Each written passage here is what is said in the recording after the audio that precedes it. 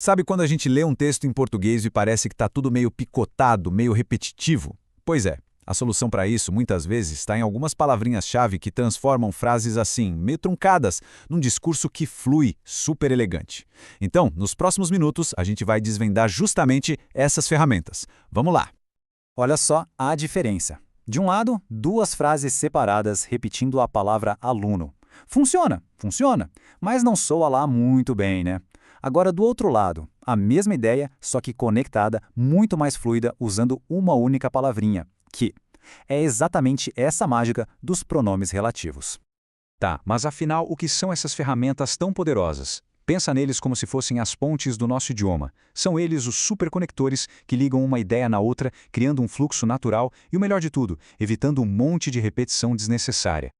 A definição formal diz basicamente isso. A função deles é dupla. Primeiro, eles substituem uma palavra que já foi dita. E segundo, eles criam uma relação entre duas frases. Ou seja, é pura eficiência para a nossa comunicação. E se a gente tivesse que resumir tudo numa única missão, seria esta: retomar um termo anterior. É como se eles olhassem para trás na frase, pegassem uma palavra e a trouxessem para a ideia seguinte, sem precisar repetir. Simples, né? Mas o efeito disso é transformador. Bom, vamos ver como isso funciona na prática. Começando pelo campeão de audiência. Se os pronomes relativos fossem um canivete suíço, o que seria sem dúvida a lâmina principal. Aquela que a gente usa para quase tudo. E para a gente ter uma ideia do poder desse pronome, uma pergunta rápida. Qual deles consegue se referir a pessoas, a objetos e também a lugares? É muita responsabilidade para uma palavra só, não acha? E a resposta é ele mesmo, o que. De longe é o pronome relativo mais usado e mais flexível do português. Dominar o uso dele já resolve, assim, uma boa parte dos nossos problemas de conexão nas frases. A versatilidade do que é realmente impressionante. Ele se refere a pessoas, como a gente viu em O Aluno que Saiu, e também a objetos, como aqui no exemplo, as anotações que fiz durante a aula. O pronome que retoma anotações de um jeito limpo, direto. É um verdadeiro coringa na manga. Mas, olha, nem tudo se resolve só com o que. O português também tem os seus especialistas, pronomes com funções muito específicas, bem definidas. Vamos conhecer agora o quem e o onde, que entram em campo para missões bem particulares. E a primeira pista sobre um desses especialistas está aqui. Se a gente precisa se referir exclusivamente, unicamente a pessoas, qual pronome entra em ação? Exato, quem. A regra aqui é cristalina. Se o assunto é gente, a escolha é quem. Por exemplo, este é o artista de quem eu falei. Simples, direto e sem chance de erro. O nosso outro especialista é o onde. E aqui o ponto principal, a regra de ouro, é a seguinte: a função dele é estritamente para lugares físicos. Cidades, casas, ruas. Se for um espaço concreto, o pronome é onde. Tipo, a cidade onde nasci é linda.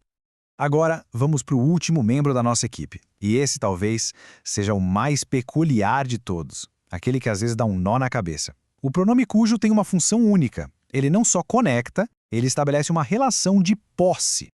A função dele é tão específica que a própria pergunta já entrega o segredo, né? Qual pronome tem como única missão na vida criar essa relação de propriedade entre dois substantivos?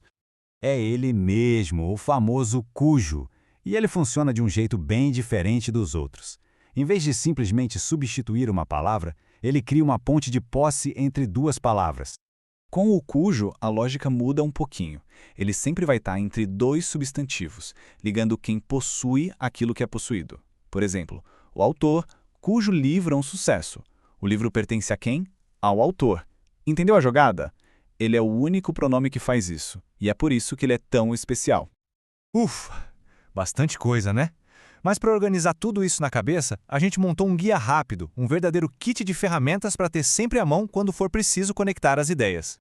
E aqui está o resumo da ópera.